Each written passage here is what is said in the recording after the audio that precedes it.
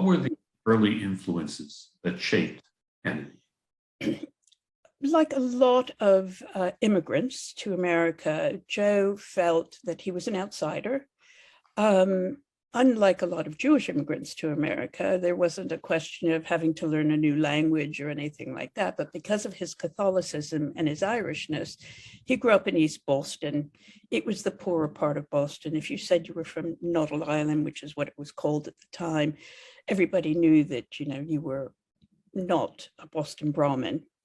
And so he grew up with a massive chip on his shoulder because of this, because he always believed that he, Joseph P. Kennedy, belonged at the master's table. And I suppose in some ways his father was responsible for that, because his father was nothing more than a saloon keeper, really. But he did run for public office.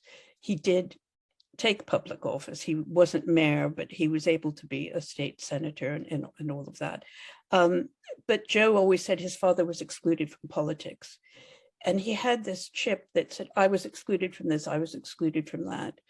And his relationship with his father was actually the driving force behind his trying to become really, I suppose it's the best that America had to offer.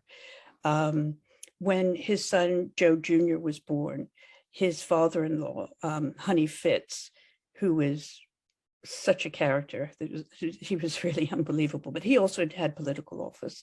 Honey Fitz and Joe's father cooed over Joe Jr.'s crib, and they said that he's going to be the first Catholic president. And Joe knew that had to be the dream. I think he had it before the grandparents actually said it. It had been decided that the Kennedy name would be bigger and better than the name of Adams, John Adams and John Quincy Adams in Boston. And so those were the main driving forces. His ability, though, to reinvent his past was unsurpassed, I think, by anybody else in the family. He was quite amazing in that way. I mean, you have to admire a good liar when you see one.